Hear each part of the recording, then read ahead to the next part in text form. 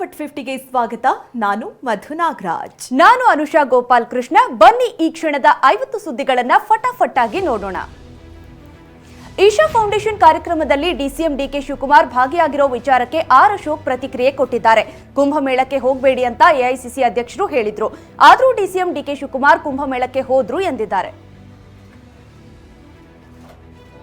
ನಾನು ಈಗಾಗಲೇ ಅಸೆಂಬ್ಲಿಯಲ್ಲಿ ಹೇಳಿದ್ದೀನಿ, ಡಿ ಕೆ ಶಿವಕುಮಾರು ಬೇರೆ ಥರ ಕಾಂಗ್ರೆಸ್ ಲೀಡರ್ ಅಲ್ಲ.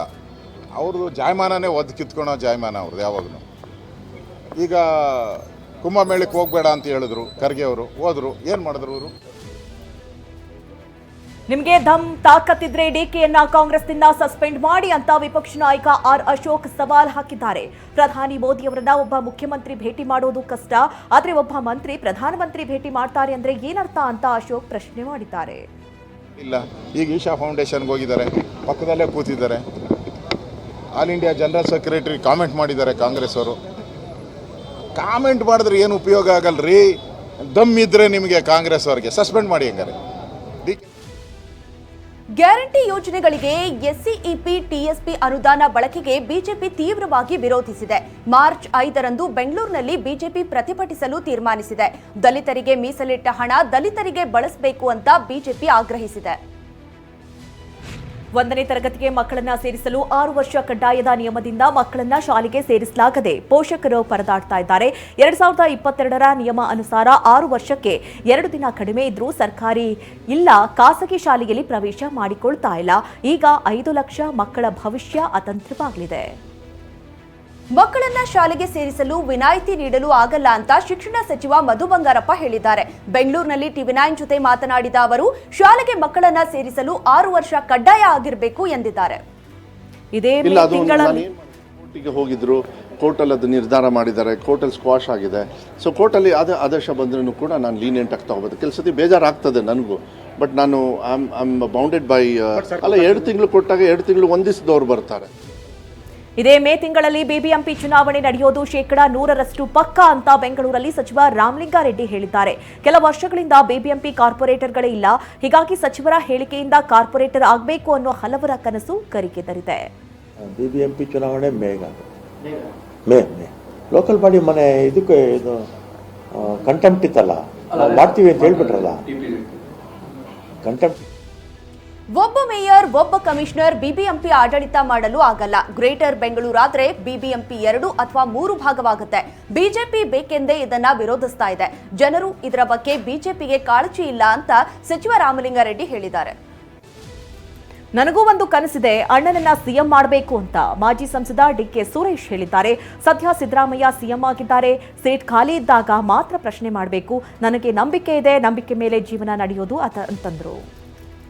ಕೇವಲ ಗುಜರಾತ್ಗೆ ಮಾತ್ರ ದೇಶ ಸೀಮಿತವಾಗಿಲ್ಲ ಅಂತ ಕೇಂದ್ರದ ವಿರುದ್ಧ ಮಾಜಿ ಸಂಸದ ಡಿಕೆ ಸುರೇಶ್ ಕಿಡಿಕಾರಿದ್ದಾರೆ. ಪ್ರತಿ ರಾಜ್ಯಕ್ಕೂ ನ್ಯಾಯ ಕೊಡಬೇಕು, ದಕ್ಷಿಣ ಭಾರತದ ಕಡೆಗಣನೆ ಬೇಡ ಅಂತ ವಾರ್ನ್ ಮಾಡಿದ್ದಾರೆ. ಇಶಾ ಫೌಂಡೇಶನ್ ಕಾರ್ಯಕ್ರಮದಲ್ಲಿ ಡಿಕೆ ಭಾಗಿ ವಿಚಾರಕ್ಕೆ ಕೆಎನ್ ರಾಜಣ್ಣ ಪರೋಕ್ಷವಾಗಿ ಟೀಕಿಸಿದ್ದಾರೆ. ರಾಹುಲ್ ಗಾಂಧಿ ಯಾರು ನನಗೆ ಗೊತ್ತಿಲ್ಲ ಅಂತ ಹೇಳಿದ್ರು ಸದ್ಗುರು. ಅವರ ಜೊತೆ ವೇದಿಕೆ ಅಲಂಕರಿಸುವ ಔಚಿತ್ಯವೇನು ಅಂತ ಅವರೇ ಉತ್ತರಿಸಬೇಕು ಎಂದಿದ್ದಾರೆ. ಡಿಸಿಎಂ ಡಿಕೆ ಶಿವಕುಮಾರ್ ಹಿಂದುತ್ವ ವಿಚಾರ ಹೊಸದೇನಲ್ಲ. ಮೊದಲಿನಿಂದಲೂ ಡಿಕೆ ಶಿವಕುಮಾರ್ ಅದೇ ಹೇಳುತ್ತಾ ಇದ್ದಾರೆ ಅಂತ ಸಚಿವ ಸತೀಶ್ ಜಾರಕಿಹೊಳಿ ಹೇಳಿದ್ದಾರೆ. ಮೊದಲಿನಿಂದಲೂ ಹಿಂದುತ್ವದ ಬಗ್ಗೆ ಮಾತನಾಡ್ತಾ ಇದ್ದಾರೆ ಅಂತ ಜಾರಕಿಹೊಳಿ ಹೇಳಿದ್ದಾರೆ. ಪವರ್ ಶೇರಿಂಗ್ ವಿಚಾರದ ಬಗ್ಗೆ ಸಚಿವ ಸತೀಶ್ ಜಾರಕಿಹೊಳಿ ಮಾತನಾಡಿ, ಹೈಕಮಾಂಡ್ ಮುಂದೆ ಡಿಕೆ ಬೇಡಿಕೆ ಇಟ್ಟಿರಬಹುದು, ಆದರೆ ಏನ್ ಡಿಮಾಂಡ್ ಇಟ್ಟಿದ್ದಾರೆ ಅನ್ನೋದು ಬಯಲಾಗಿಲ್ಲ. ಎಲ್ಲರದ್ದು ಅವರದ್ದೇ ಆದ ಡಿಮಾಂಡ್ ಇರುತ್ತೆ ಅಂತಂದ್ರು. ಡಿಕೆ ಶಿವಕುಮಾರ್ ಬಿಜೆಪಿ ಸೇರುತ್ತಾರೆ ಎಂಬುದು ಊಹಾಪೋಹ ಅಂತ ಸಚಿವ ಎಂಬಿ ಪಾಟೀಲ್ ಹೇಳಿದ್ದಾರೆ. ಡಿಕೆ ಶಿವಕುಮಾರ್ ಕಟ್ಟ ಕಾಂಗ್ರೆಸ್ಸಿಗರು. ಅಮಿತ್ ಶಾ ಭಾಗಿಯಾಗಿದ್ದ ಕಾರ್ಯಕ್ರಮಕ್ಕೆ ಡಿಕೆ ಹೋದ್ರೆ ತಪ್ಪೇನು ಅಂತ ಪ್ರಶ್ನಿಸಿದ್ದಾರೆ. ಅಧಿಕಾರ ಹಂಚಿಕೆ ಬಗ್ಗೆ ನಮಗೆ ಗೊತ್ತಿಲ್ಲ, ಇನ್ನು ನಿಮ್ಗೆ ಹೇಗೆ ಗೊತ್ತಾಗುತ್ತೆ ಅಂತ ಮೈಸೂರಿನಲ್ಲಿ ಸಚಿವ ಎಚ್ ಸಿ ಮಹದೇವಪ್ಪ ಹೇಳಿದ್ದಾರೆ. ಸದ್ಗುರು ಕಾರ್ಯಕ್ರಮ ಹೋಗಿದ್ದರ ಬಗ್ಗೆ ಡಿಕೆ ಸ್ಪಷ್ಟನೆ ಕೊಟ್ಟಿದ್ದಾರೆ. ಹೆಚ್ಚಿನದೇನು ಆ ಬಗ್ಗೆ ಡಿಕೆ ಅವರೇನು ಹೇಳಬೇಕು ಅಂತ ಹೇಳಿದ್ದಾರೆ. ಹಾಸನ ಕೆಡಿಪಿ ಸಭೆಯಲ್ಲಿ ಆರೋಗ್ಯ ಇಲಾಖೆ ಅಧಿಕಾರಿಗಳನ್ನ ಜಿಲ್ಲಾ ಉಸ್ತುವಾರಿ ಸಚಿವ ಕೆಎನ್ ರಾಜಣ್ಣ ತರಾಟೆಗೆ ತೆಗೆದುಕೊಂಡ್ರು. ಜನರಿಗೆ ಸರ್ಕಾರಿ ಆಸ್ಪತ್ರೆಗಳ ಬಗ್ಗೆ ವಿಶ್ವಾಸ ಹಾಳಾಗಬಾರದು, ಇದು ಜನರಿಗೆ ಸದ್ಬಳಕೆ ಆಗಬೇಕು ಎಂದರು. ಬೆಂಗಳೂರಿನಲ್ಲಿ ಇನ್ಫೋಸಿಸ್ ಸಹ ಸಂಸ್ಥಾಪಕ ಮೋಹನ್ ದಾಸ್ ಪೈ ಅವರು ಡಿಸಿಎಂ ಡಿಕೆ ಶಿವಕುಮಾರ್ ಅವರನ್ನ ಭೇಟಿಯಾಗಿದ್ದಾರೆ. ಬಳಿಕ ಮಾತನಾಡಿದ ಪೈ, ನಮ್ಮ ಸಲಹೆಗಳನ್ನ ಡಿಕೆ ಗಂಭೀರವಾಗಿ ಸ್ವೀಕರಿಸಿದ್ದಾರೆ ಅಂತ ಹೇಳಿದ್ದಾರೆ. ಡಿಸಿಎಂ ಡಿಕೆ ನಾಳೆ ಉಡುಪಿ ಬ್ರಹ್ಮ ಕಲಶೋತ್ಸವದಲ್ಲಿ ಭಾಗಿಯಾಗ್ತಾ ಇದ್ದಾರೆ. ಕಾರ್ಕಳ ಶಾಸಕ ಸುನೀಲ್ ಕುಮಾರ್ ಎಕ್ಸ್ನಲ್ಲಿ ಈ ಬಗ್ಗೆ ಟ್ವೀಟ್ ಮಾಡಿದ್ದಾರೆ. ಹಿಂದುತ್ವದೆಡೆಗೆ ಹೆಜ್ಜೆ ಹಾಕಲು ಮನಸ್ಸು ಮಾಡುತ್ತಿರುವ ಡಿಕೆಗೆ ಹಿಂದುತ್ವದ ಭದ್ರಕೋಟೆಗೆ ಸ್ವಾಗತ ಅಂತ ಬರೆದಿದ್ದಾರೆ.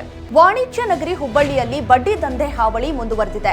ಮಹೇಶ್ ನರೇಂದ್ರ ಮಠ ಎಂಬುವರು 2.5 ಲಕ್ಷ ಸಾಲಕ್ಕೆ ಪ್ರತಿಯಾಗಿ 5 ಲಕ್ಷ ಕಟ್ಟಿದ್ರು. ಬಡ್ಡಿ ಕಟ್ಟುವಂತೆ ದಂಧೆಕೋರ ಸಾವಂತ್ ಕಿರುಕುಳ ನೀಡುತ್ತಿದ್ದಾರೆ. ಕಾರು ತೆಗೆದುಕೊಂಡು ಹೋಗಿ 1 ವರ್ಷವಾದರೂ ಕಿರುಕುಳ ಮುಂದುವರಿಸಿದ್ದಾನೆ ಎನ್ನಲಾಗಿದೆ. ರಾಜಿ ಮಾಡಿಕೊಂಡ ಬಳಿಕವೂ ನಂಬಿಕೆ ದ್ರೋಹ ಮಾಡಿ ತಮ್ಮನನ್ನ ಕೊಲೆ ಮಾಡಿದ್ರು ಅಂತ TV9ಗೆ ಹತ್ಯೆಯಾದ ಹೈದರ್ ಅಲಿ ಸಹೋದರ ಸಲೀಂ ಹೇಳಿದ್ದಾರೆ. ರಾಜಕೀಯದಲ್ಲಿ ಬೆಳೆಯಬೇಕು, ಏರಿಯಾದಲ್ಲಿ ನಯಾಸ್ ಹವಾ ಮೇಂಟೈನ್ಗಾಗಿ ಹತ್ಯೆ ಮಾಡಿದ್ದಾರೆ. ಯಾದಗಿರಿ ಶಹಾಪುರ ತಾಲೂಕಿನ ಖಾನಾಪುರ ಗ್ರಾಮದ ಅಮರೇಶ್ ಎಂಬ ರೈತ ಬೆಳೆದ ಟೊಮೆಟೊ ವಿಚಿತ್ರ ರೋಗಕ್ಕೆ ತುತ್ತಾಗಿದೆ. ಬೂದು ರೋಗಕ್ಕೆ ತುತ್ತಾಗಿ ಕಾಯಿ ಇದಾಗಲೇ ಹಳದಿ ಬಣ್ಣಕ್ಕೆ ತಿರುಗ್ತಾ ಇದೆ. ಜೊತೆಗೆ ಬೆಲೆ ಕುಸಿತದಿಂದಾಗಿ ರೈತ ಕಂಗಾಲಾಗಿದ್ದಾನೆ. ಚಿಕ್ಕಬಳ್ಳಾಪುರ ವರದಹಳ್ಳಿ ಗ್ರಾಮದ ಕೋಳಿಗಳಲ್ಲಿ ಹಕ್ಕಿ ಜ್ವರ ಪತ್ತೆ ಹಿನ್ನೆಲೆ ಹಕ್ಕಿ ಜ್ವರ ಮನುಷ್ಯರಿಗೂ ಏನಾದರೂ ತಗುಲಲಿದೆಯಾ ಅನ್ನೋ ಕುರಿತು ಆರೋಗ್ಯ ಮತ್ತು ಕುಟುಂಬ ಕಲ್ಯಾಣ ಇಲಾಖೆ ಸಿಬ್ಬಂದಿ ಸರ್ವೆ ಮಾಡ್ತಾ ಇದ್ದಾರೆ. ಗ್ರಾಮದ ಮನೆ ಮನೆಗೆ ತೆರಳಿ ಸಾರ್ವಜನಿಕರ ಸರ್ವೆ ನಡೆಸಿದೆ. ಎಟಿಎಂ ಮಷಿನ್ ಕಟ್ ಮಾಡಿ 30 ಲಕ್ಷ ಹಣ ದೋಚಿ ಖದೀಮರು ಪರಾರಿಯಾಗಿದ್ದಾರೆ. ಬೆಂಗಳೂರು ಗ್ರಾಮಾಂತರ ಜಿಲ್ಲೆ ಹೊಸಕೋಟೆ ತಾಲೂಕಿನ ಸೂಲಿಬೆಲೆ ಗ್ರಾಮದಲ್ಲಿ ತಡರಾತ್ರಿ ಘಟನೆ ನಡೆದಿದೆ. ಸೂಲಿಬೆಲೆಯ ಸ್ಟೇಟ್ ಬ್ಯಾಂಕ್ ಆಫ್ ಇಂಡಿಯಾಗೆ ಸೇರಿದ ಎಟಿಎಂಗೆ ನುಗ್ಗಿದ 5 ಕೃತ್ಯ ಎಸಗಿದ್ದಾರೆ. ಉದ್ಯೋಗದ ಹೆಸರಿನಲ್ಲಿ ಯುವತಿಗೆ ವಂಚಿಸಿರೋ ಪ್ರಕರಣ ಬೆಳಗಾವಿ ಉದ್ಯಮ ಭಾಗ ಪೊಲೀಸ್ ಠಾಣೆಯಲ್ಲಿ ದಾಖಲಾಗಿದೆ. Fang your life fashion marketing company ವಿರುದ್ಧ ಯುವತಿ ದೂರು ನೀಡಿದ್ದಾರೆ. ಹಾಸನ ಜಿಲ್ಲೆಯ ಸರ್ಕಾರಿ ಶಾಲೆಗಳಲ್ಲಿ ಮೂಲ ಸೌಲಭ್ಯಗಳ ಕೊರತೆಯಿಂದಾಗಿ ಪೋಷಕರು ತಮ್ಮ ಮಕ್ಕಳನ್ನ ಖಾಸಗಿ ಶಾಲೆಗೆ ದಾಖಲಿಸ್ತಾ ಇದ್ದಾರೆ. ಜಿಲ್ಲೆಯ 579 ಸರ್ಕಾರಿ ಶಾಲೆಗಳಲ್ಲಿ ಮಕ್ಕಳ ಸಂಖ್ಯೆ 10ಕ್ಕಿಂತ ಕಡಿಮೆ ಇದೆ. ಮಾರ್ಚ್ 22ರಂದು ಅಖಂಡ ಕರ್ನಾಟಕ ಬಂದ್ಗೆ ಕರೆ ವಿಚಾರಕ್ಕೆ ಸಚಿವ ಕೆಎನ್ ರಾಜಣ್ಣ ಪ್ರತಿಕ್ರಿಯೆ ಕೊಟ್ಟಿದ್ದಾರೆ. ಯಾವುದೇ ಭಾಷೆಯ ಮೇಲೆ ದ್ವೇಷ ಮಾಡೋದು ಸರಿಯಲ್ಲ, ಆದರೆ ಕೆಲವು ಕಿಡಿಗೇಡಿಗಳಿಂದಾಗಿ ಭಾಷಾ ದ್ವೇಷ ನಡೀತಾ ಇದೆ ಅಂತ ಆರೋಪಿಸಿದ್ದಾರೆ. ಎಂಇಎಸ್ ಗೂಂಡಾಗಿರಿ ಖಂಡಿಸಿ ಕರ್ನಾಟಕ ಬಂದ್ಗೆ ಕರೆ ಕೊಟ್ಟ ಬಗ್ಗೆ ಸಚಿವ ಸತೀಶ್ ಜಾರಕಿಹೊಳಿ ಪ್ರತಿಕ್ರಿಯೆ ಕೊಟ್ಟಿದ್ದಾರೆ. ಪ್ರತಿಭಟನೆ ಮಾಡುವ ಅವಶ್ಯಕತೆ ಇಲ್ಲ, ಸದ್ಯ ಬೆಳಗಾವಿ ಶಾಂತವಾಗಿದೆ, ಮತ್ತೆ ಕದಡಿಸೋದು ಬೇಡ ಅಂತ ಮನವಿ ಮಾಡಿದ್ದಾರೆ. ಈಗಾಗಲೇ ಸಿಎಂ ಮಾತನಾಡಿದ್ದಾರೆ ಅಂತ ಹೇಳಿದ್ದಾರೆ. ಮಹಾರಾಷ್ಟ್ರದಲ್ಲಿ ಕರ್ನಾಟಕ ಬಸ್ ಚಾಲಕರಿಗೆ ಮಸಿ ಪಡೆದ ಹಿನ್ನೆಲೆ ಮಹಾರಾಷ್ಟ್ರ ಬಸ್ ಚಾಲಕನಿಗೆ ಕನ್ನಡ ಪರ ಸಂಘಟನೆ ಕಾರ್ಯಕರ್ತರು ಹಾರ ಹಾಕಿ ಸನ್ಮಾನ ಮಾಡಿದ್ದಾರೆ. ಬಸ್ ಚಾಲಕ ಹಾಗೂ ನಿರ್ವಾಹಕರನ್ನ ಮಾನವೀಯತೆ ದೃಷ್ಟಿಯಿಂದ ಕಾಣುವಂತೆ ಕರೆಯನ್ನ ಕೊಟ್ಟಿದ್ದಾರೆ. ಮಂಡ್ಯ ವಿವಿ ರದ್ದು ಹಿನ್ನೆಲೆ ರಾಜ್ಯ ಸರ್ಕಾರದ ನಡೆ ಖಂಡಿಸಿ ವಿಪಕ್ಷಗಳು ಬೀದಿಗಿಳಿದಿವೆ. ವಿರೋಧ ಪಕ್ಷ ನಾಯಕ ಆರ್ ಅಶೋಕ್ ನೇತೃತ್ವದಲ್ಲಿ ಮಂಡ್ಯದ ವಿಶ್ವೇಶ್ವರಯ್ಯ ಪ್ರತಿಮೆ ಮುಂಭಾಗ ಪ್ರತಿಭಟನೆ ನಡೆದಿದೆ. ಬಿಜೆಪಿ ರಾಜ್ಯಾಧ್ಯಕ್ಷ ವಿಜಯೇಂದ್ರಗೆ ಸೇರಿದ ಕಾರು ಅಪಘಾತಕ್ಕೀಡಾಗಿದ್ದು, ಕಾರು ಚಾಲಕ ದೀಪಕ್ ಚಿಕ್ಕಮಗಳೂರು ಗ್ರಾಮಾಂತರ ಠಾಣೆಗೆ ದೂರು ಸಲ್ಲಿಸಿದ್ದಾರೆ. ಈ ಸಂಬಂಧ ಲಾರಿ ಚಾಲಕನ ಮೇಲೆ ಎಫ್ಐಆರ್ ದಾಖಲಾಗಿದೆ. ಬಿಸಿಲಿನ ಬೇಗೆ ತಗ್ಗಿಸಲು ಜನ ಕಲ್ಲಂಗಡಿ ಹಣ್ಣಿಗೆ ಮೊರೆ ಹೋಗ್ತಿದ್ದಾರೆ.